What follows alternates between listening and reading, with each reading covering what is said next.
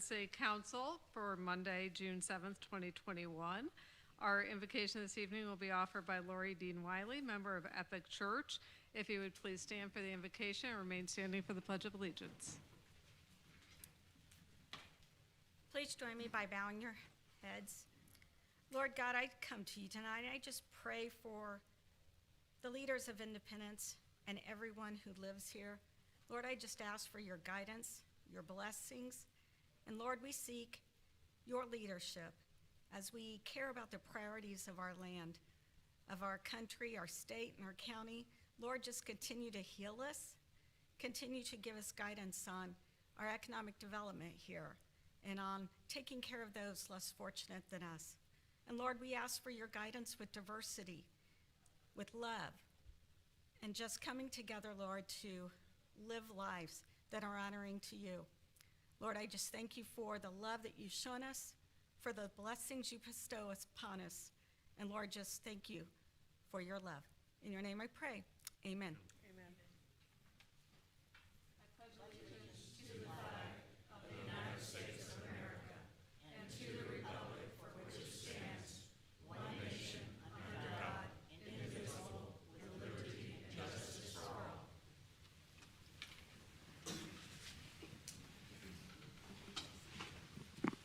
Madam City Clerk, will you please call the roll?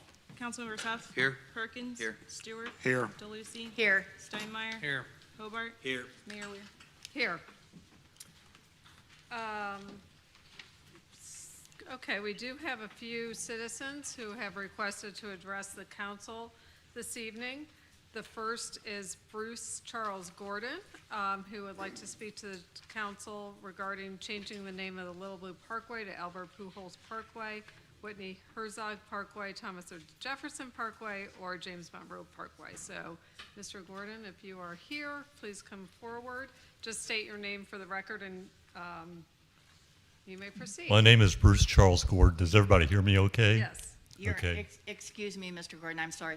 Oh, Madam yeah. Mayor, I move to suspend the rules. Mr. Gordon lives in Lee Summit, so I'd like to suspend the rules to allow non-residents to speak. Okay, is there any objection? Okay, proceed, Mr. Gordon. Just started out, we had a prayer there, and we did the Pledge of Allegiance. And you know who gave us that freedom to do that? It was Thomas Jefferson and James Monroe. They sacrificed and all the people of the American Revolution, they sacrificed their lives just so that we were doing this right democracy right now. And I think Thomas Jefferson should be honored, and James Monroe, because they really made the sacrifices and gave us the freedom we have in this country. Thomas Jefferson gave us the right for the pursuit of happiness and the freedom of religion. Now that's very important. I think we should honor them. Even though I'm a Lee Summit resident, I think the Independents should honor them with the Little Blue Parkway, I think. That should be for Thomas Jefferson or James Monroe. Or if not, Whitey Herzog was a resident here in Independence. He did a lot of charity work, and so did Albert Pujols, the baseball players. But I wrote all four names down, and I really think the one name I think is really important is Thomas Jefferson, because the state of Virginia, you probably know this, they abolished that at his birthday as a state holiday. I can't believe they did that. That man is basically responsible for all the freedom religious freedom and democracy. We should honor Thomas Jefferson, I think, by naming that parkway for him. So that's my number one choice. Number two is James Monroe, then Whitey Herzog, and Albert Pujols. So I have the notes on there, so I won't be that long speaking with them, but what we're doing right now, we cannot do in any other country. Thomas Jefferson's responsible for it, and so is James Monroe, all the people of the American Revolution, and people forget about that. It's a privilege to pray right before a meeting and do the Pledge of Allegiance to the flag. We're very fortunate to live in a free country, and I think Thomas Jefferson and James Monroe should be honored in that. So that's why I proposed the Parkway name. And I went ahead and wrote notes on there, my reasons for it. So I know we have a lot of business to do. So I think for that, I just pray to God that we'll basically keep our democracy. But every time you see this these council members meet right now is because of Thomas Jefferson and James Monroe.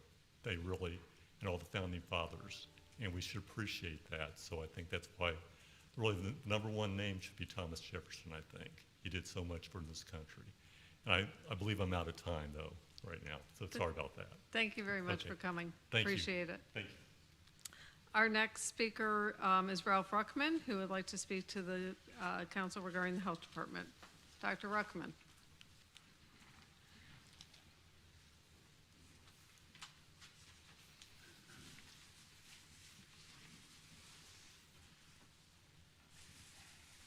Good evening, Madam Mayor and City Council.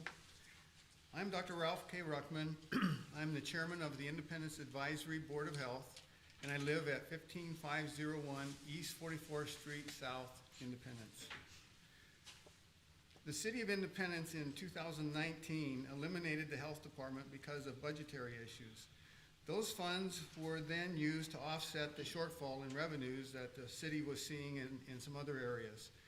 At the time, there did not appear to be any end to the revenue shortage, and as options were considered, the elimination of the health department seemed to be the best solution to the revenue issue.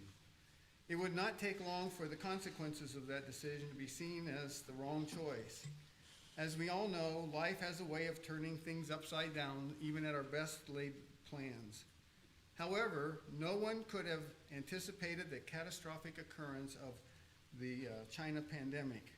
The virus swept around the world, killing millions of people, especially the elderly and health compromised. As we look backward and try to understand what we just went through, it is obvious that no one could have anticipated the pandemic and how it devastated the world. I also believe that it was a wake-up call to all of mankind that despite all that we know, we are still vulnerable to the things that we don't know and don't understand. In other words, to be pessimistic about the future, considering a worst-case scenario, the next pandemic could kill many, many more people and be a much more devastating effect. As the pandemic reached the U.S., it became apparent that we were not prepared for what we were facing. Not only were we not prepared, but the world was not prepared. As Independence began to deal with the issues of the pandemic, it became quite clear that there were some weak areas in the relationship with Jackson County Health Department. It is still a mystery why those difficulties existed. It also became quite clear that the only way we were going to resolve them was to swallow our pride and reestablish our own health department again. Once the mayor received the recommendation and endorsement of the advisory board, she and the city council went to work requesting approval from the state health department for permission to reestablish the City of Independence Health Department.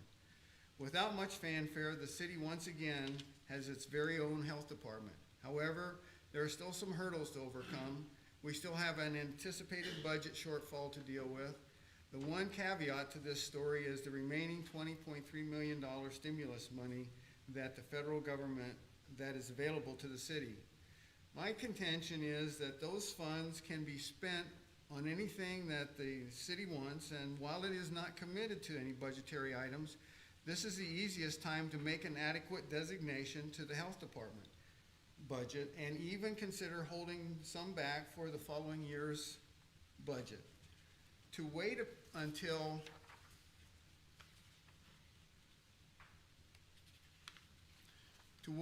the funds have been allocated will make it even more difficult to redirect. This may not be what you want to hear, but it's in my opinion that it's what we need to hear. We need to take more seriously what the health department does and why they do it. We just went through the time and energy of eliminating the department and then reestablishing it. Let's not be foolish and be thinking about how to save money here, because this is the one department that has the potential to save more lives than any other department, even more than the police and the fire department. And that's because we're looking at how quickly the bacteria, the viruses, the infectious diseases, how quickly they can travel through a community and devastate it. You have 1 minute.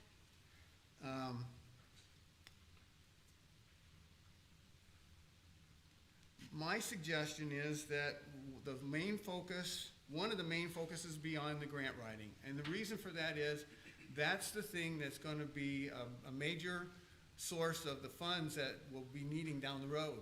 We've got a calendar coming up at the end of the, throughout the year, and some of the things that need to be done at certain time periods are gonna need to have certain employees here in order for those things to get done. And if we don't have that funding in place, then where's the money gonna come from? And so it takes 6 months to a year sometimes for these grants to be written out and to do the budgetary issues that are necessary to qualify for receiving the funds. And so the basic principle I'm trying to suggest is, let's not be too careful on, not too careful. I would like to suggest that we consider that the budget be not underfunded, but if nothing else, minimally adequately funded, because I think the health department is one of the more significant departments in the community, and if it's underfunded, then obviously we won't be prepared for some things. And there are a lot of things that still need to be done post-COVID because of the experience we had. We weren't prepared, now we can be, but it's gonna take time and some budgetary issues. And I thank you for your time and attention. Thank you, Dr. Ruckman. Our next speaker is Dr. Terry Morris, who would like to speak about the Health Department. Dr. Morris. I'm Dr. Terry Morris. I live at 2730 south of Brentwood here in Independence. Practiced in Independence for a little over 40 years and know almost all of you personally. I used to live for 38 years a block north of Harry Truman's home and got to know his history pretty well. In his 1947 State of the Union address to Congress, President Truman said, "Of all of our national resources, none is more basic than the value of the health of our people."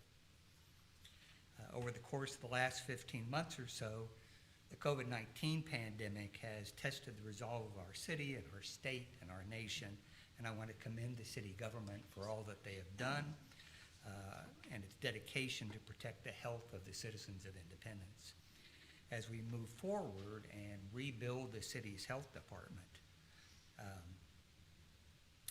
I'd like to encourage the council to envision a health department that goes beyond a basic, we can probably get away with this health department. We need to create something that the people's president would have been proud of. As our 31st president, Herbert Hoover, said in his inaugural address, public health service should be as fully organized and universally incorporated into our governmental system as is public education. The returns are 1,000-fold in economic benefits and infinitely more in the reduction of suffering and promotion of human happiness. The reduction of suffering and the promotion of happiness is why we're all here. Thank you, Dr. Morris. Are there any other citizens? We do have some public hearings this evening. Outside of the public hearings, are there any other citizens that wish to address the council this evening? Okay. Our first resolution, our presentation resolution, this evening is for our Employee of the Month. Madam City Clerk. Bill number 21-755, a resolution recognizing Janet Jackson, meter records clerk with the Independence Power and Light Department as the Employee of the Month for June 2021. Okay. Is there a motion for approval? So moved. Second. Is there any discussion? Hearing none, please call the roll.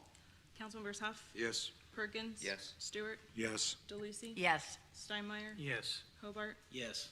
Mayor Ware. Yes.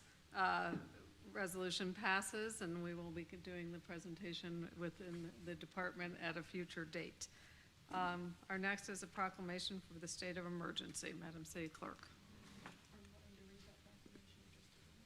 just do the motion. So we will need a motion for approval of this, or what, is that what we need? Okay, we will need a motion for approval for the state of emergency proclamation. So moved. Second. It's been moved and seconded. Is there any discussion? Hearing none, please call the roll. Councilmembers Huff, Yes. Perkins. Yes. Stewart, Yes. DeLucy. Yes. Steinmeier, Yes. Hobart, Yes. Mayor Weir. Yes. Motion passes. This brings us to the consent agenda. Mayor Pro Tem. Madam Mayor, I move to approve the reports and recommendations of the city manager. Second. Okay, are there any items any council member wishes pulled for separate consideration? Madam Mayor, Yes, Councilman Stewart? can you please pull number 8 from the consent agenda, and then resolution 21725?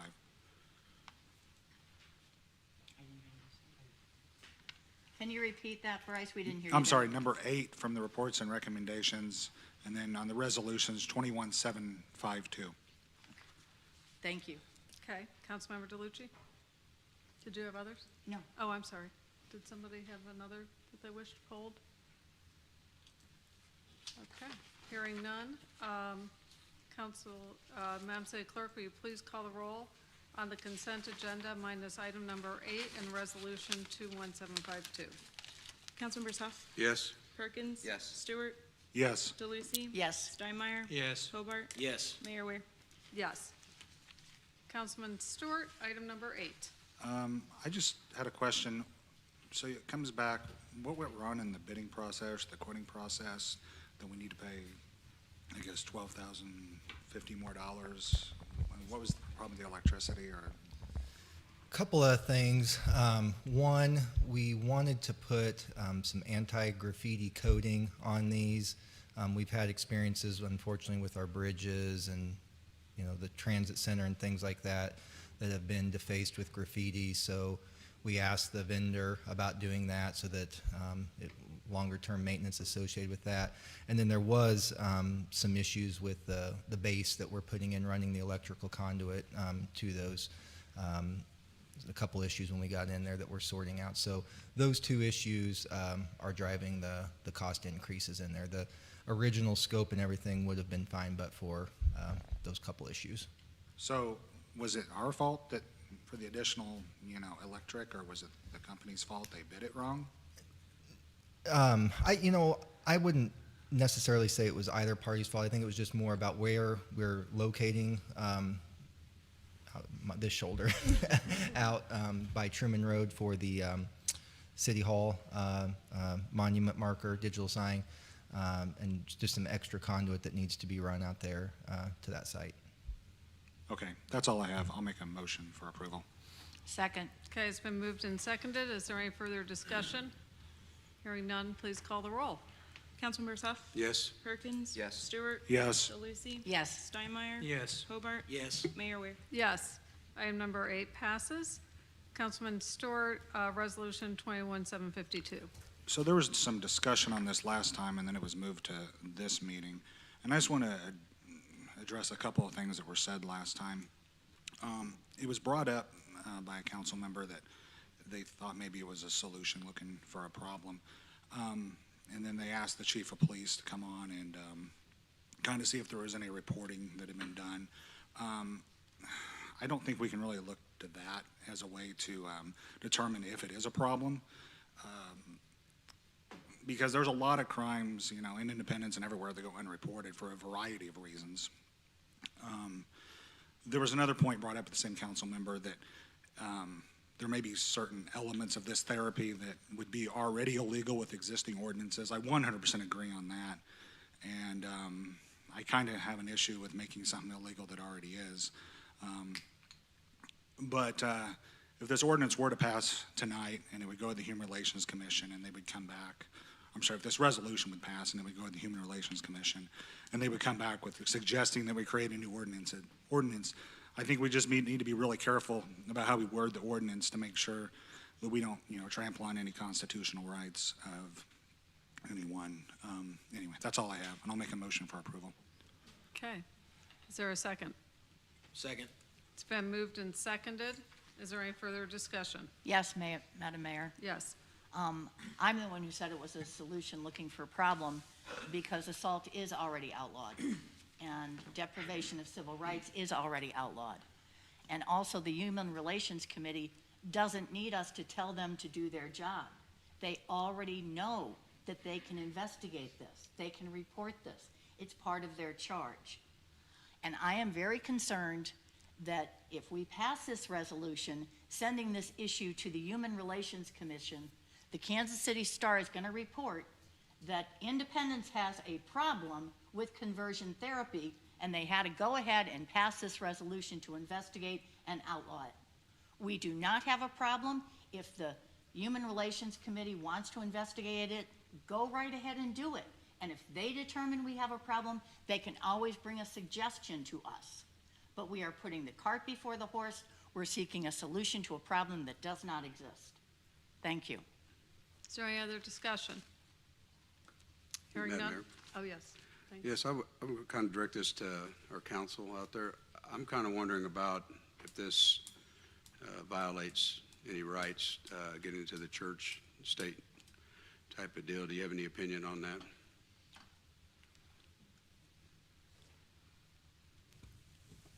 As to whether or not the resolution would be violating? Well, by doing this, we're telling, I'm totally against anybody going through this, that's for sure. I'm just wondering if we're overstepping, telling the churches what to do or whoever's doing this. Not by passing a resolution. Okay. It might be different if we looked at passing an ordinance, especially if there was something with enforcement, but I don't see a problem with the resolution. Okay. Thank you. Any other discussion? I would just add in there, I did very cursory research on it, not legal specific research, just to see what people are doing. Apparently, it's become more common recently. There's been more political action to pass these sorts of ordinances, especially in Missouri, because there's a movement where the state hasn't added LGBTQ plus folks to, as a protected class, so to speak. So it seems to be in line with what some cities are doing, but then again, haven't seen any, we don't know any language or anything, so I don't know. I just know it's happening in some places. Any further discussion? Okay, hearing none, please call the roll. Councilmember Huff? Yes. Perkins? Yes. Stewart? Yes. DeLucy? No. Steinmeier? Yes. Hobart? Yes. Mayor Weir? Yes, resolution passes.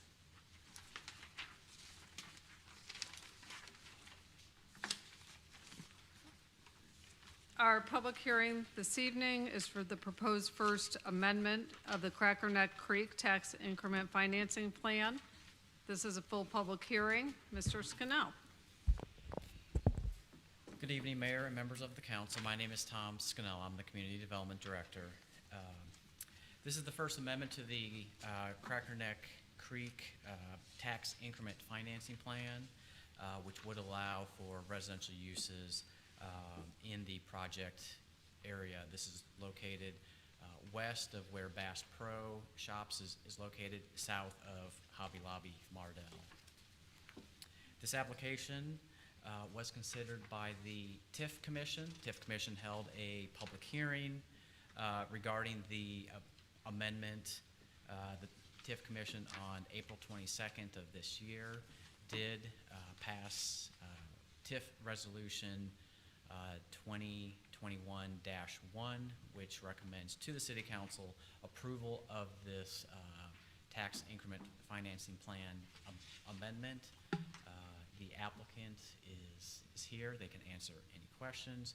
Staff also has representatives from Gilmore Bell who can also answer questions. So that concludes staff's presentation.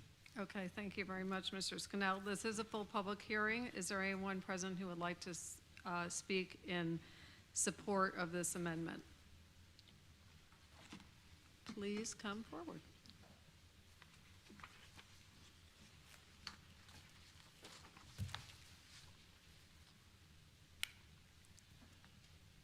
Good evening, Madam Mayor, members of the council. My name is Bill Moore. I'm an attorney with Rouse Fretz, White Goss, Gentile Rhodes. Our offices are located in Kansas City, Missouri.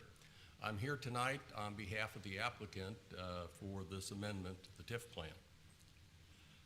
Also here tonight are representatives of Crackerneck Creek LLC, the ownership group, the developers of the project, as well as representatives from Case Development, who would be the developers of the apartment development if both the TIF amendment and rezoning are approved.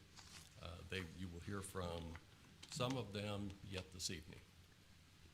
So to start, you all have a handout that we prepared for your use. The handout is primarily a replication of the PowerPoint presentation that we presented to the TIF Commission. There are some additions to this, and I'll try to mention them as I go through with my comments. I'm not planning on going through that slide by slide. I know you have all received all of the materials. You've probably all read all the materials. You've probably all seen the TIF Commission hearing, so there's no need for me to replicate that. But I do want to make some comments with respect to this application to amend the TIF plan. So first, really the question is, why are we here? Well, we're here to amend the TIF plan to allow for residential use in the Crackerneck Creek redevelopment area. We are not here to discuss anything about incentives. There are no incentives associated with this project, period. However, the city, if this amendment is approved and if Case Development proceeds with development of the apartments, the city will receive approximately $1.3 million that will be deposited into the special allocation fund, which would go towards debt repayment. In addition, certain taxing jurisdictions, again, as was noted in the TIF Commission, will be receiving a total of $150,000 allocated between several of the taxing jurisdictions as a capital contribution. That capital contribution is being made primarily because there are some taxing jurisdictions that have unique impact as a result of this development, and so that was a negotiated item. So I think it's important also to recognize that this TIF plan is, 17 years old.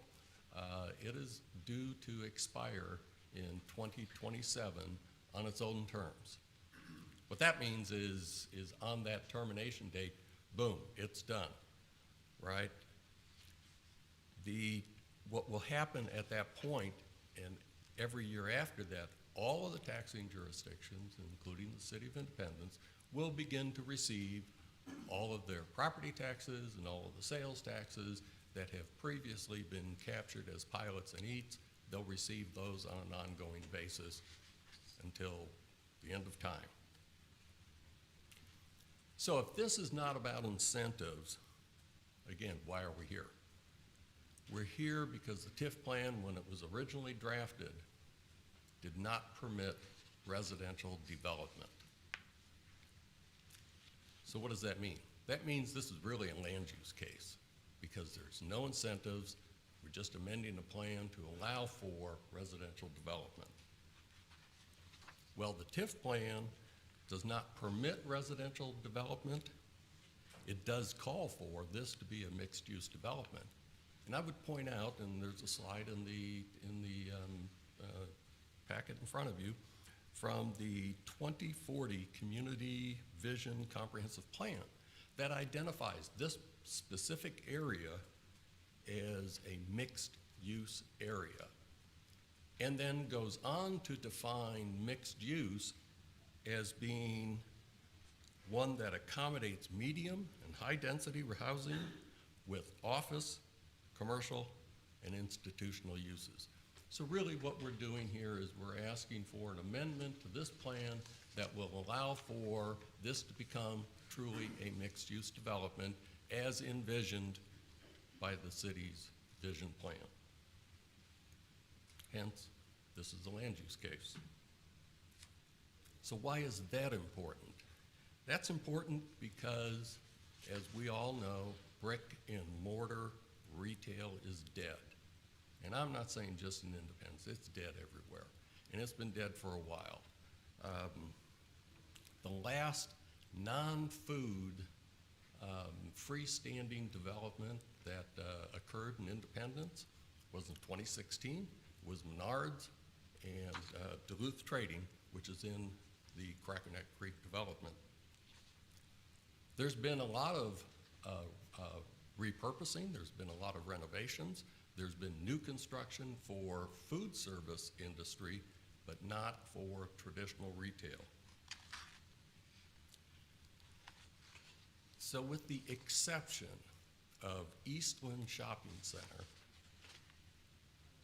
retail centers and Independence, particularly in and around this area, on west to Nolan Fashion Square, are either empty or are rapidly trending that way. I point out Eastland as an exception because it has city investment for the Cable Dahmer Arena, and in addition, what its plan was amended, TIF plan was amended, to permit multifamily housing. As a result, it is going along quite well. Again, this is important because right now the rental market for good, high-quality apartments is strong, and it's strong here in Independence. I know that there's been reference to the fact that there are a couple of other projects that are underway in Independence for high-quality apartment developments. Believe me, Independence is not overbuilt.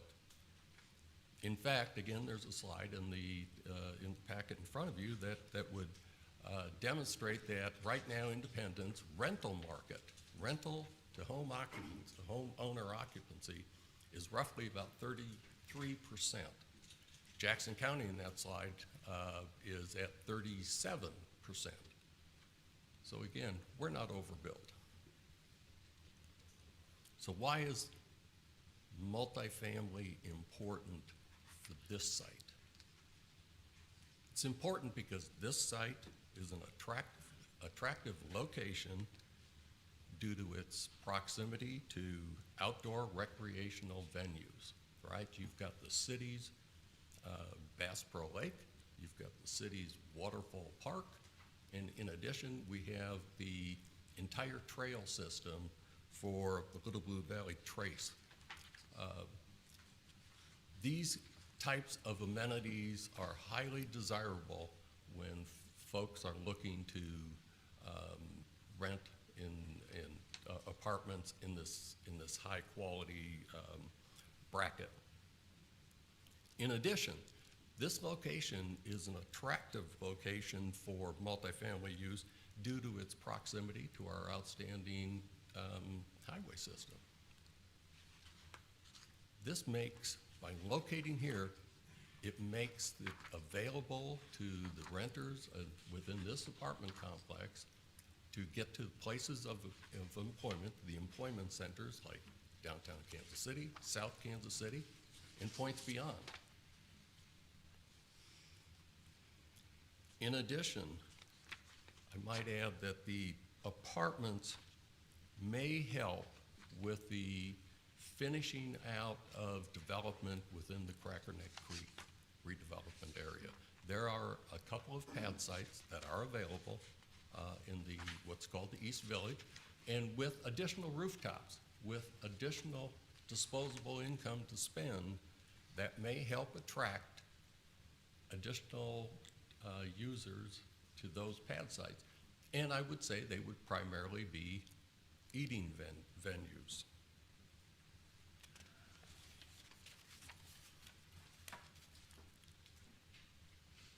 So in closing, let me say that the amending the TIF plan to allow for multifamily development will be a furtherance of that public-private partnership that the city and the developers created many years ago.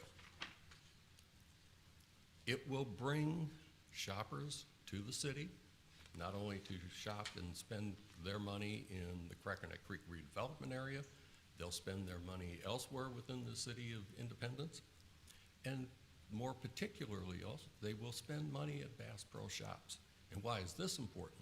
That's important to the city, because you as the landlord to Bass Pro, you want to make sure that there is plenty of money being spent so that Bass Pro will stay and continue to pay its rent to you.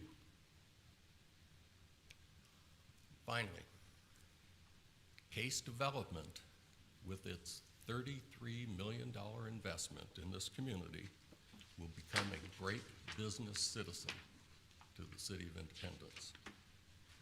It will have memberships in organizations like the Chamber, like the EDC, and will be involved in other community events. They're here for the long haul, and you're going to hear from Mr. Case in a few minutes, but they are here for the long haul. They build, they own, they maintain their properties. They do not build and sell. Not to mention the fact that in addition to what we've been talking about in terms of what Case will bring to this development, they're going to bring jobs, because those jobs that they bring are going to be the jobs in the years to come for the maintenance and the management of that hotel development. So for all of these reasons, I would urge you to please vote yes for this amendment on June 21st. With that, I stand for any questions if you have any. Okay, thank you, Mr. Moore. Are there others who wish to speak in favor of this amendment?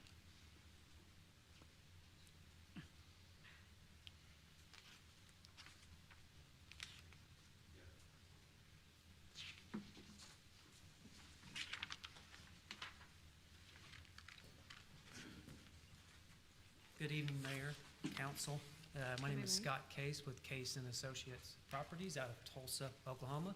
My address is 4200 East Skelly Drive, Tulsa, Oklahoma 74133. And I would like to just add a little bit to Bill's presentation and tell you a little bit about us.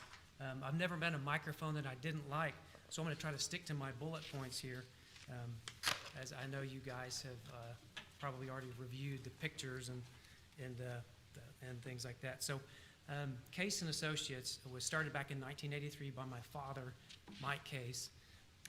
We're out of Tulsa, Oklahoma, and we are a full-service management, development, and investment company with approximately 100 assets over 6 states, with over about 1 million square feet in office, and we have right at about 1,000 employees. And our portfolio consists of what we consider in multifamily class A, B, and C properties. Since 1998, we've developed about 59 deals in about 14 different communities. So we're looking forward to be able to develop in our 15th, which would be Independence. Our goal as a developer in apartments is really to provide successful professionals, young and old alike, a nice place to live where they don't have to worry. I promise that's not my phone. Where they can provide a nice place to stay with luxury and amenities and security without having to worry about the maintenance of having a home. Our residents want, they want lots of amenities, they want security. And one interesting thing to mention is that most of our residents can afford a home, but the apartment is a choice that they make. They don't want to have to worry about mowing the lawn, and they want to travel freely without having to worry about the maintenance of their own home as well. And just to kind of add to what Bill had mentioned, over the past about 22 years, we've built 59 different developments. We have only sold 2 of those within the past 22 years, and one of those we still retained. We were retained as the management company. So we're a long-term player. We've got a deal in Kansas City, in 97th at North, on Tiffany Springs in 97, that's currently under construction. We hope to open it in August or September. And then we just recently broke ground in Belton, Missouri on our second development. So we're looking really to come into Kansas City and the periphery, such as Independence, and to really provide your citizens here in Independence a nice place to stay. Also, with the various cities that we're in, I did want to make mention that Independence, I believe, is about 120,000 people in population. And one of the smallest communities that we're in is a little suburb of Wichita, which is called Mays, Kansas, and its population is 5,500. So just to give you guys some perspective of some of the different communities that we're in, and as it relates to Independence. The Falls development, it'll be a 275 unit development. It's a Class A property, and the buildings will be 2- and 3-story with exterior. On the exterior will be all either brick and stone, and even the siding and the trim will be a hardy board material. So again, we build them right because we know we're going to own them in 10 and 20 years.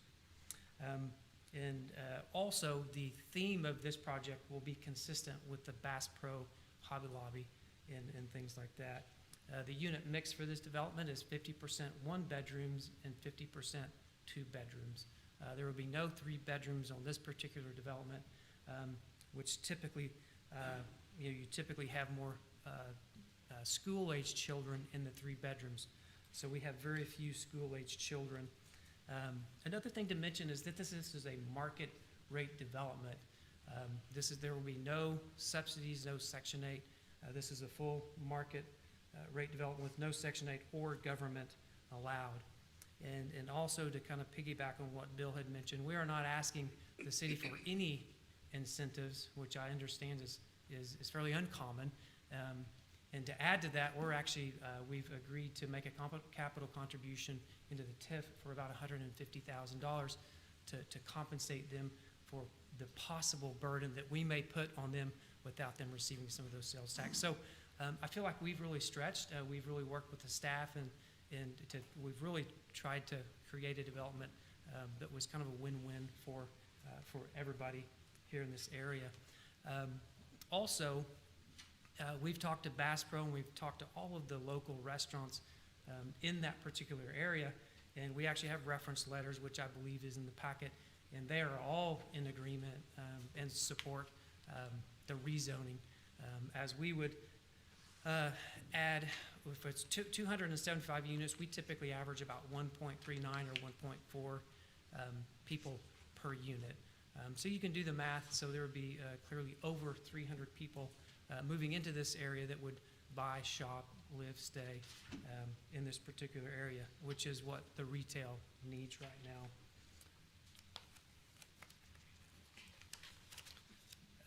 I've got a list of the minis. I'm not going to bore you with the interior minis, as I suspect you have already probably looked through the PowerPoint. I'm happy to answer any questions as I kind of come in for a landing. Just want to touch on the resident qualifications. It's often questions that are asked by different city council, is that we require our residents to have been employed for at least 1 year and make at least 3 times what the rent is. On average, our average resident over the last 8 new developments, their income average is about 6 times their average rent. Our average rent will start around $950 to $1,000 per month and go up to $1,500 ish if you have a two-bedroom with an attached garage. We also look at rental history. We require 1 year of verifiable history. We do a felony background check, and we do a credit check as well. And then just want to make sure I didn't miss anything. I think I've hit the high points, and I trust that you guys have looked through the PowerPoint. I'm happy to answer any questions that you may have about our development. Okay, thank you, Mr. Case. We'll proceed with the public hearing, and if there's questions, we'll get back to you on that. Is there anyone else present who would like to speak in favor of this amendment?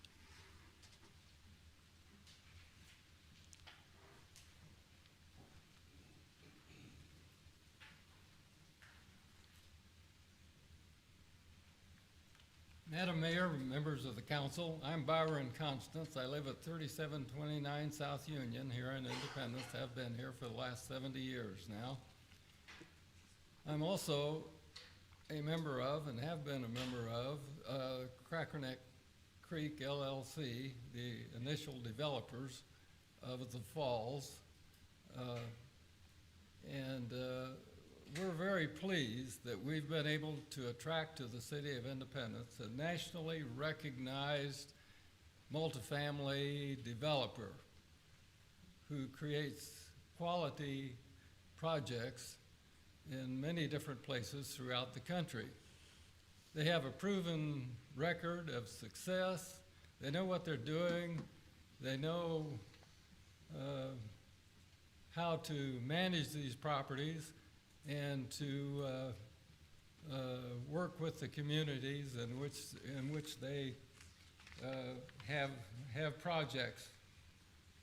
There is a demand for this type of living. We've traditionally viewed Independence as a single-family community, but there are people who desire multifamily units because of the convenience involved. They're free of exterior and interior maintenance. And as one of the speakers said, if they want to go on vacation, they lock the door and go, worry-free. The place is taken care of in their absence. There is such a demand for this type of thing that if people can't find it in Independence, they're going to go to Lee Summit or Blue Springs or Liberty or Overland Park or someplace else where they can find this type of upscale living to meet their demands in creating the kind of a lifestyle that they want. It will also be a catalyst for additional tax-generating development in the southeast quarter of Independence, which will benefit the entire city because of the revenues that will be produced. No businesses go where the people are. Concentration of housing brings business.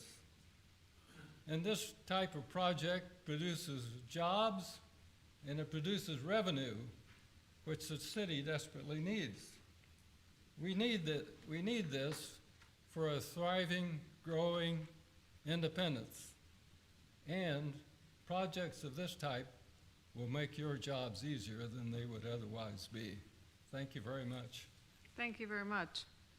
Is there anybody else wishing to speak in support? Anyone wishing to speak in opposition? Okay, are there any comments or questions from the council on the public hearing? Okay, the public hearing is closed. Our first non-ordinance action item, Madam City Clerk.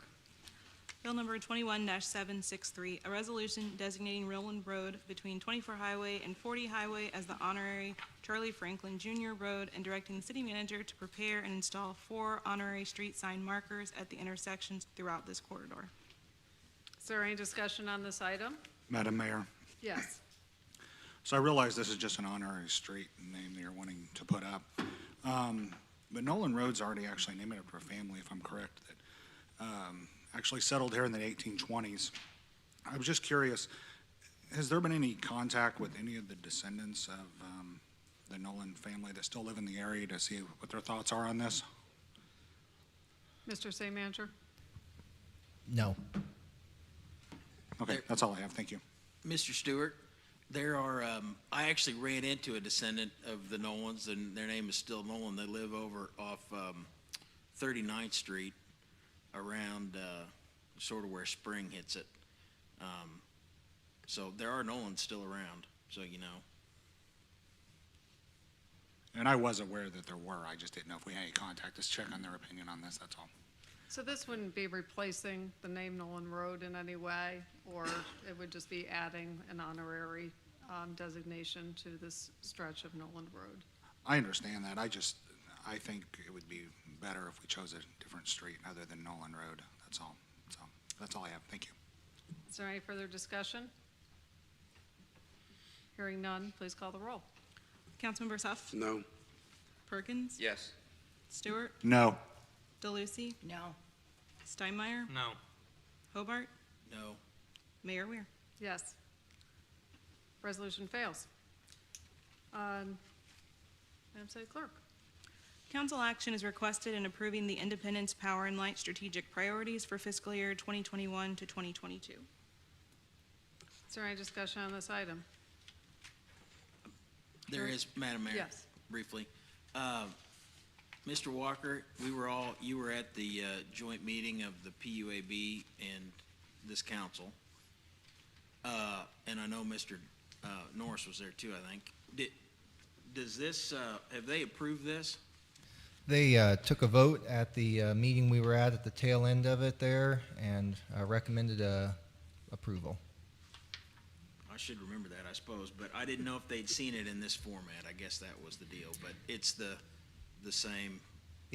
Those were the priorities that we reviewed there at the meeting that day, back on the 20th of May. That particular document, no, we did not take it back to the committee, just simply because of the vote they took that day. Okay, very good. That's all I needed. Is there any further discussion? Hearing none, please call the roll. Councilmember Huff, Yes. Perkins, Yes. Stewart, Yes. DeLucy, Yes. Steinmeier, Yes. Hobart, Yes. Mayor Weir. Yes. Item passes. Item number 3. Council action is requested approving a use agreement between the City of Independence, Missouri and the Independence Chamber of Commerce to provide the terms and conditions under which patrons of the Independence Uptown Market may use the designated parking areas of the Independence Chamber of Commerce at 210 West Truman Road, and to provide the terms and conditions under which the Chamber of Commerce may use the designated parking areas and building and facilities of the Uptown Market at 211 West Truman Road.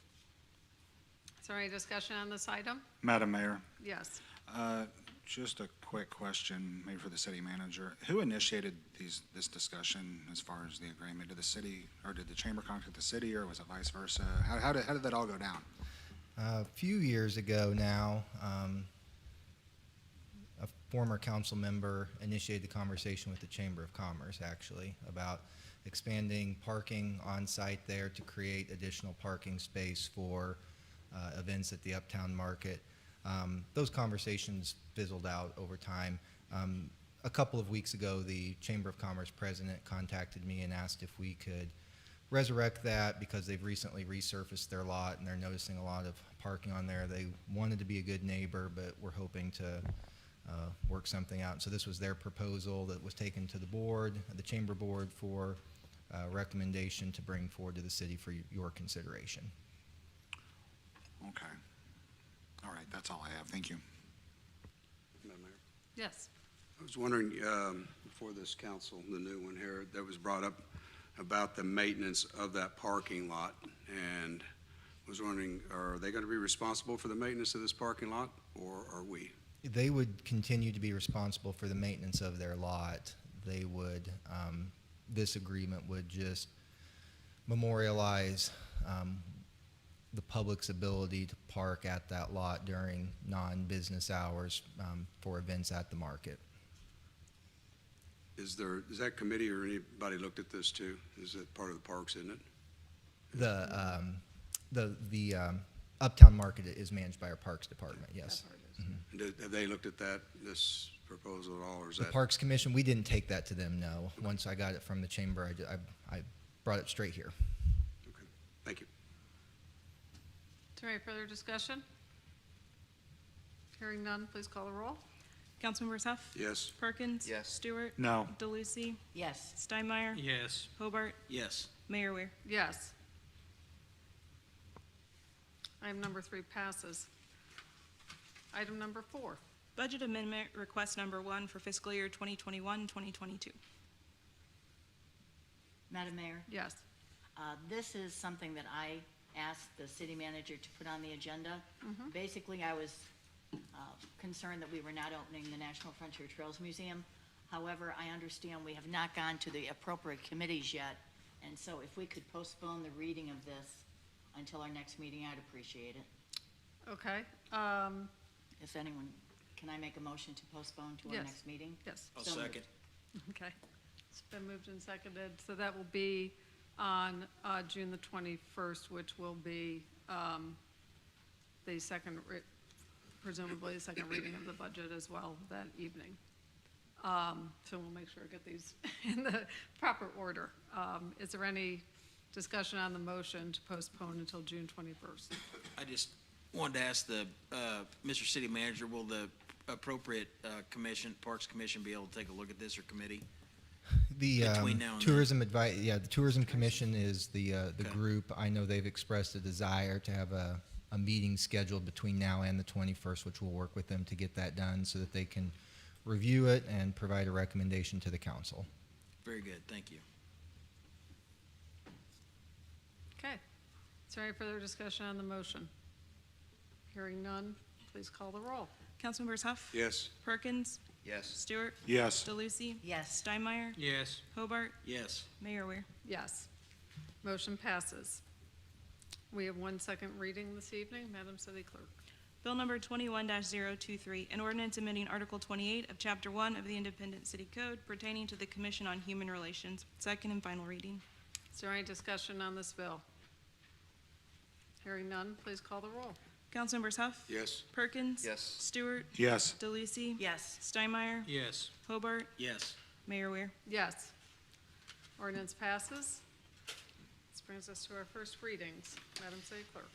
21-024, an ordinance finding, determining, and declaring the necessity of acquiring temporary construction and grading easements and general utility easements for the Raymond Hackless to Mill Stormwater Improvement Project, project number 70131-806, authorizing the negotiation and eminent domain proceedings if necessary, approving the plans and specifications for the project, authorizing the use of experts as needed, authorizing and directing the execution of documents and the payment of funds to property owners or others holding property rights in conjunction with the project. Bill number 21-025, an ordinance authorizing acceptance of the 2021 Midwest High Intensity Drug Trafficking Area, HIDTA Memorandum of Understanding, MOU, for the Kansas City Overland Park DEA Task Force Initiative and related documents with the Kansas Bureau of Investigation for a grant award in the amount of $153,166, making the necessary appropriations, authorizing future change orders for additional funding and/or time extensions, and authorizing certain future appropriations. Bill number 21-026, an ordinance finding, determining, and declaring the necessity of acquiring facade easements for the Truman Mural and Trails Mural Project, authorizing negotiation with the property owners, authorizing the use of experts as needed, and authorizing and directing the execution of documents in conjunction with the project.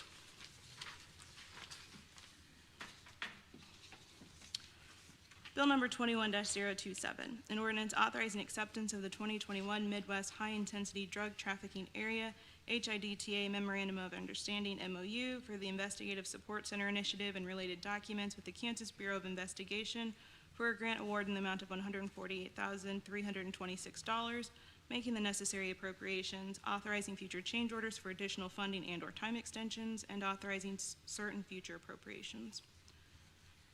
Bill number 21-028, an ordinance authorizing the First Amendment to the Crackerneck Creek Tax Increment Financing Plan. Bill number 21-029, an ordinance approving a rezoning from District C2, General Commercial, to District R30, PUD, High-Density Residential Planned Unit Development, and a preliminary development plan for the property located at 4580 East Bass Pro Drive in Independence, Missouri. Bill number 21-030, an ordinance approving a preliminary development plan for the property located at 2901 to to 2925 South Harvard Avenue in District R6 PUD, single-family residential planned unit development in Independence, Missouri. Bill number 21-031, an ordinance finding, determining, and declaring the necessity of acquiring temporary construction and grading easements, new right-of-way, and general utility easements for the 24 Highway Complete Streets Phase 1, project number 70111-801, authorizing the negotiation and eminent domain proceedings if necessary, approving the plans and specifications for the project, authorizing the use of experts as needed, authorizing and directing the execution of documents and the payment of funds to property owners or others holding property rights in conjunction with the project. Bill number 21-032, an ordinance amending Article 1, City Cemetery of Chapter 6 of the City Code, setting fees for the city cemetery grave space and monument-based prices, and moving said fees to the schedule of fees, all amendments outlined in this ordinance to become effective July 1, 2021. Bill number 21-033, an ordinance adopting the annual operating and capital budgets of the City of Independence, Missouri for the fiscal year July 1, 2021 to June 30, 2022, estimating the revenues for said fiscal year, appropriating sums for the purposes stated in said budget, establishing operating transfers, designated fund balance allocations, establishing the authorized table of organization, and designating those who may make a requisition for encumbrances against appropriations. Woo. They were not kind with those titles this week. No, don't miss June 21st. Okay, that concludes our agenda for this evening. I, as always, draw your attention to the information-only items and go to council member comments. I'll start with Councilman Stewart. Thank you, Madam Mayor. Just a quick question. Mr. City Manager, I think it's the next meeting we're voting on that stimulus, the $20 million, and which is going to include basically signing bonuses for police officers. Is that correct? I seen the total amount, but like, how much would that be like for? How much are we going to be offering for signing bonuses? We haven't worked out the details yet. We're talking with command staff and representatives from the FOP about that to figure out how to best allocate that, both amount and term. So we'll have further recommendations for the council once we get approval of once we know the amount we have to work with. If you guys are able to approve that in 2 weeks, then we'll be able to bring back recommendations pretty quickly thereafter about how to allocate that. Well, the reason I bring this up, because a couple weeks ago I did a ride-along, and I rode for about 6 hours, and in that 6 hours, the officer I was with handled 13 calls for service. So if that doesn't prove that we need to get some officers in here more than anything, there was no time for proactive policing. There was like one neighbor he drove through, and beyond that, it was call to call to call to call. And, I hear, people say all the time, I don't see them in my neighborhoods. Well, that's the reason right there. So in my opinion, we need to be offering the best signing bonuses, we need to be paying the highest salary, college, tuition reimbursement. I don't know if that's been an option on the table. Anything, we just had the city directly to the east of us that, in my opinion, proved they don't really value their police department a whole lot by reallocating, $42 million. We got to prove we're different, let's get some officers in here. All right, thank you. Thank you. Thank you. Councilman Perkins? Thank you, Madam Mayor. Would fall along with what Councilman Stewart was saying with the police. I would also take it a step further that we begin to look. We've had the conversations over several years on what do we do with a police station. We got a police station that's old, antiquated, out of date. So maybe to restart those conversations at some point to see how we can bring our station up to date as an incentive as well to attract new recruits. So I'm definitely with you on that.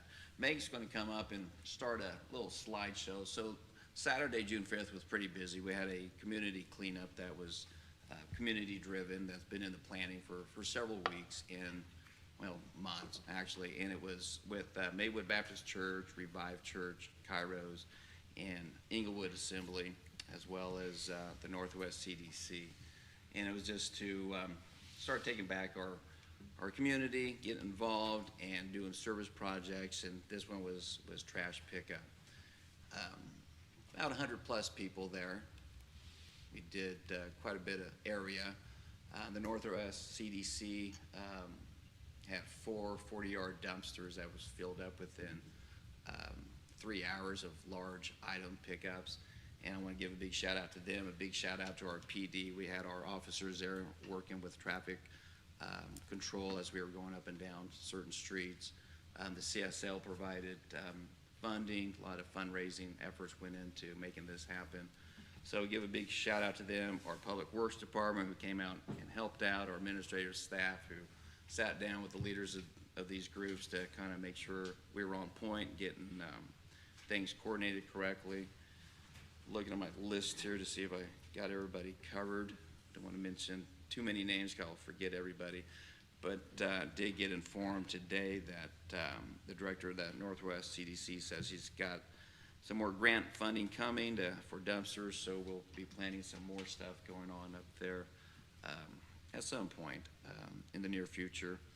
I know I was talking to Councilman Hobart, the Sustainability Commission. They have a cleanup June 19th at Rotary Park that they're going to be heavily involved in doing that. So it was a good time, a lot of stuff that was done, good community effort, good food afterwards, as always, which leads me into the segue here, Mr. City Manager. So as we put this effort in as a community, reaching out to other community partners this week, and I did not coordinate this, I swear, but there was problems with different property management companies not cleaning up after their tenants leave, leaving large amounts of debris and just, as you can imagine, household stuff on the curbside, which just leads to unsightliness. So the question is to you, if we have a management company that is a known problem, that we have to put a lot of time and service into that company, is there any way to throw it out there, pull their business license, start dinging them in the pocketbook to where they need to be a better character if you're going to be in independence? Then if we have to do that, and if they show that they have corrective measures in place, put them on a probationary period. I'm just throwing out ideas. Can you take a look and see if there's any remedy to some of these more troubled companies? Yeah, if it's okay with you and the council, what we could do is see how we can most aggressively apply the codes we already have on the books, as well as look for best practices in other communities, and come maybe follow up with a study session with some recommendations for That'd the be council. perfect. Okay. Thank you. Will do. Thank you. Councilman Huff? Yes, I'm with the rest of the council on the police and the safety of our public, our number one priority. Mr. City Manager, I'm just wondering, Plan A doesn't seem to be getting a bunch of people in here, being police officers. Do we have a Plan B to start trying to figure this thing out too? We got to get some guys in here, that's all there is, and ladies, to make this city safe. Had another shooting and stuff like that. It's just, things are getting a little out of control here, and just wondering if we had a Plan B, or have we moved to do anything else other than what we've been doing to try to get some recruits and also retain these ones that are trying to leave us. Yeah, I know we've got, you guys get bombarded with 1 million emails every day, so I don't expect you to see them all, but I've had some conversations with the leadership in the Fraternal Order of Police. We are going to take a look, because of the staffing crisis that we're facing, what best practices are out there, or opportunities could we have to collaborate and work together to try to be the most competitive we can in terms of recruiting and retaining talent. And we're trying to put a pretty aggressive timeline, 30 to 45 days, to come up with some solutions that we can work on together, because time is obviously of the essence. So we'll work to get something to the council that hopefully everybody can celebrate and work on together in very short order. Thank you. Mm-hmm. Okay, Councilmember DeLucci. Thanks, Madam Mayor. I have a few things. First, I think everybody knows I hate to spend money, and yet I'm going to be preparing an amendment to increase the health department funding by the $300,000 that we heard about tonight. I attended the last Board of Health meeting, and it was a very informative meeting, and it's not good enough that we are going to fund them $400,000, because that's not minimum. That is not going to get us where we need to be. We have a gift right now with the American Recovery Plan money That money is there, it is available, and I think if we don't use it now, this year, for the additional $300,000 to jumpstart that health department, get a grant writer in there, we're always gonna be playing catch-up. And I sat here 2 years ago and I voted to defund the health department and disperse the duties of the health department, and I thought it was the right thing to do at the time, and I was wrong. And I'm sorry that we did that, but we thought it was the best at the time. We needed funding for the police, and we did it. Well, the pandemic has taught me a very hard lesson, and so I'm just warning everybody, I'm gonna be preparing another amendment for the health department for that additional $300,000. And so just heads up, it's coming. Number two, I would like to thank all the city staff. I sit on audit and finance, and one thing we've been looking at is the savings we've made over the past year in events and meetings and plannings.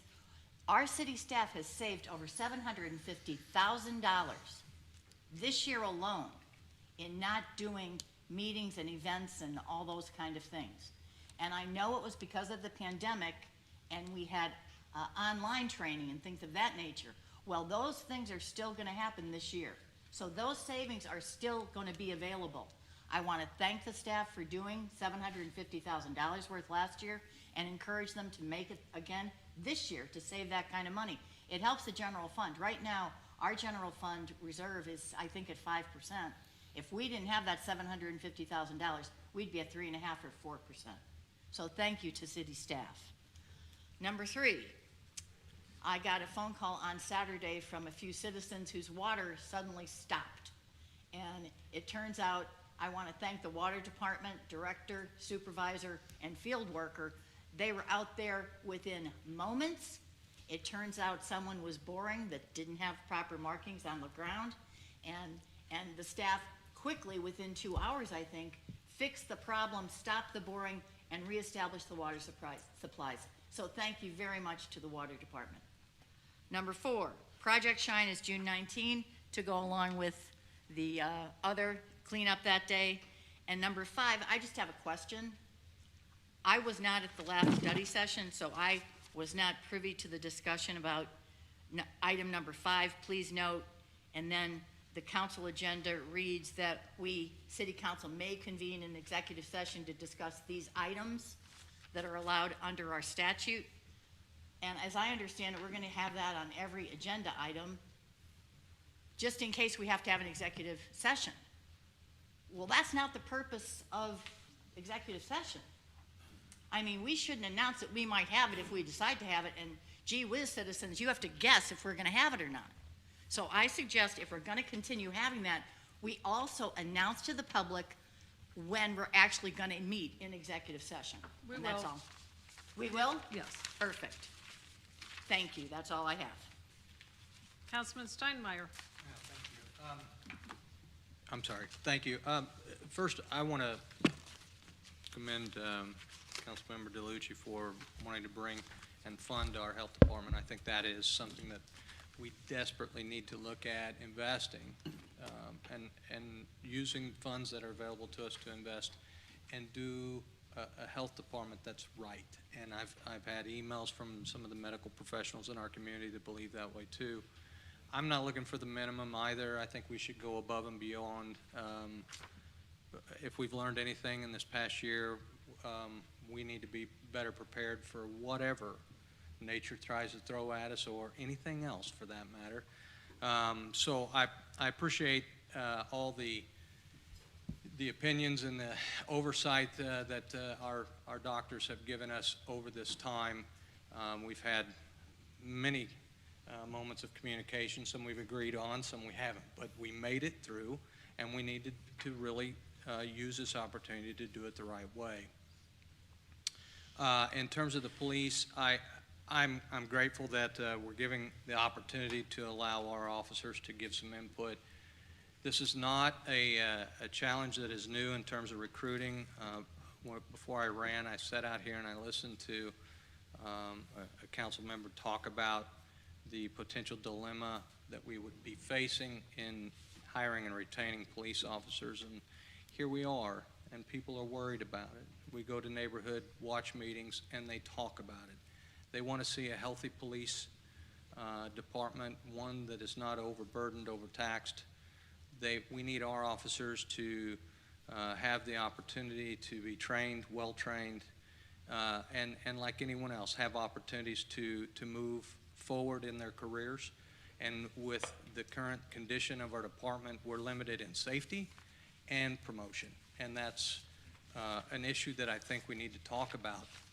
You can throw all the money you want at the problem, but at the end of the day, men and women are going to come to a place where they feel like they are trained well, and they're valued, they're promoted, and they're happy in the culture of command that they have. So I would ask that if we're going to have the conversation with the executives of FOP, that we listen to other things besides money as a concern. I think that we've got to be challenged in every aspect of recruiting. And I'm not sure that we know one way to do it, but we need to be open to whatever our men and women who are the gatekeepers of this city and stand between good and evil for all of us so that we can be safe in our community. And if that's all they're asking for is to be heard, to be trained, that's small. That's very small in what we can do. But I think they deserve that, and I hope that we will open up a forum where they can help us help them. Thank you. Councilman Hobart. I don't have that much of a speech tonight. I will say this, as I look out at Bob Sorensen in the audience, who worked alongside my dad for decades at the Independence Police Department, and he remembers very well the hundreds of people that used to apply every year for positions. And he remembers when you couldn't have tattoos or facial hair, you couldn't have ever tried marijuana, you couldn't, you had to be as clean as a whistle to get hired here. And along the way, I can tell you, I remember very clearly my dad being #1 on the sergeant's test for several years before a spot opened up. He was #1 on the captain's test for several years before the spot opened up. And this is in the 80s and the 90s, and it has always been competitive here. And it's good to hear that the officers in Independence are, want to move forward in their careers. It's good to hear that. That means that people enjoy their job and they want more of it and more responsibility. And I just want to remind folks of that this has always been a competitive place to work for police officers. And that's part of what's made them really good all these years. On the lighter side, there are a few things to smile about. The sun's out, and the Royals are above 500, and Karen DeLucci wants to spend money. You are witnessing a historical moment. And we certainly appreciate all of it and everybody's comments. Folks, have a good start to your summer. Thank you, Councilman. I have several things as well, many of which have already been touched upon. I do want to just, and I will work with the city clerk, I think it would be appropriate to put something on an upcoming study session about how are we going to interact with our boards and commissions if we have items that we would like for them to consider. We did pass a resolution this evening that Councilman Hobart put on, 21-761, directing the POAB to hold a public hearing. We did give an item to the Advisory Board of Health. And then, we had some discussion tonight about how to send an item to the Human Relations Commission and another item that we want to send to the Tourism Commission. So I just think that we need to come to agreement on how we do that. If council members want to send something to one of our boards and commissions, if we want to do that as a body or just want to send those things individually, because we've been doing it kind of both ways, and neither one of them seems to be satisfactory to some people. So we'll discuss that at a upcoming council study session. Our first goal was to get our health department certified as a local public health agency or authority. We did that. We would not have been able to do that had we required that to be funded at the same time. We knew that. It was one of those things that when it happened at the time, you really didn't understand how monumental it was. So we have made an enormous stride, and two things. There are certain things that we have to do in order to have that certification. So we're in the process of doing those things, and we're hiring some incredibly talented, well-educated, experienced people in our health department to help us with some of those other functions. And certainly it needs to be funded. And I also have some thoughts on how we may be able to achieve that long-term, understanding that while we have the federal stimulus money, that is, money that once it's gone, it's gone. So I'm also looking at some potential longer-term funding sources for that so that we can have an outstanding health department in Independence. And I'm very proud of the fact that I think that Independence has been a leader in public health for many, many decades, and we want to maintain that reputation.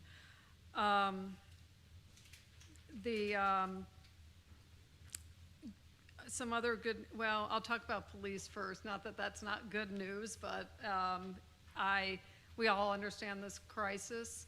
It goes back several years with the lack of enough workforce on our police department. We remember the Berkshire study that is now pretty out of date, but this is something that we've been trying to tackle for a long time, which is why we put the local use tax on the ballot and this community stepped forward to pass Prop P so that we would have funding for these officers. And now we're in a situation where the funding's there and the people aren't, so we need to figure that out. I did prepare for the city manager some of my thoughts of other things that we may consider doing, and asked him to share that with Chief Halsey to do some partnerships. When I look out, even in this room tonight, and see people that I know who are always so eager to step up and support our police department, and we need to provide those opportunities. So there's a lot of discussion happening about how to do that. It's Pride Month this month, so we have a lot of activities that are planned for that, as we have for many of the Heritage Months that we have celebrated this year, I'm sorry. So you can be looking for some very interesting history and interviews and events happening around our community in celebration of Pride Month. We had the opportunity on Friday to host the Truman Award at the Uptown Market, which we presented to Senator Roy Blunt, and Congressman Cleaver was also in attendance to give the invocation. We recognized the Medical Reserve Corps with our Special Recognition Award, which has just been invaluable to us. This year, our number of volunteers in the Medical Reserve Corps went from about 60 or 70 to over 1,700 this year. These are the folks that helped us with testing, with contact tracing, with just calling and checking on people, helping distribute food boxes, helping distribute PPE, and now helping us with vaccinations. So it was a great event. And afterwards, a few of us on the council and some of our staff were able to do a far too brief sneak peek tour of the Truman Library, which is just spectacular. I mean, there's just no other word for how incredible it truly is. And the good news is that it will start to be open in limited capacity, we expect in July. So we'll capture some of the summer season as they do a soft opening and then a larger, really grand reopening planned for September or October. But we can start welcoming people back to the Truman Library this summer. So that's very, very exciting. And I know that people will be incredibly impressed, as we were when we had an opportunity to go through it. You know, things sometimes on the consent agenda just go by, but I assure you the council reads all of those items. And, you know, the information we read in tonight's meeting about the need for the padded cells in our detention center, you know, is quite concerning. It truly is. It just points out, again, with Councilmember Perkins' reference, the inadequacy of our police facilities. I think about, you know, that back stairway and taking people up and down to detention through that back stairway, and it's just a very dangerous situation. What we read tonight is a very dangerous situation. And Mr. Sorensen, I mean, I think when we think about the types of crime that our officers are dealing with, the intensity of the individuals, and the issues that we're dealing with, it's very, very concerning. And we are really working hard. This entire community has stepped forward time and time again when our police needed them, and it will now. And just know how much everybody is working very, very hard to give you the resources that you need, and we pray for your safety each and every single day. Mr. City Manager, is there anything else this evening? Yeah, I should have mentioned this a moment ago when Councilmember Huff asked about our efforts. I do want to recognize the officers in the department who crisscrossed the Midwest going to these recruiting events. Oklahoma, Kansas, Missouri, you know, all sides of the state line. They have a lot of recruiting events. There's a lot of pride in that department, and they go out and try to share that. I will tell the council, yes, the rules aren't the same as they used to be with the facial hair and the tattoos and all of that, but that said, our last effort at a job posting generated 142 applications, 133 of which for one reason or another were disqualified. So 10 of them oddly disqualified themselves by not showing up, so that's whatever. But that said, it's still you know, we do try to maintain, even though the standards are different than what they used to be, we do try to have, you know, an elevated standard for the folks who will be policing our community here, and that certainly is challenging at times. But we'll continue working on it and getting these recommendations before the council and try to be at the front end of the line for getting people into this community to do that tough work. Okay, Thank you. Thank you very much. We are adjourned.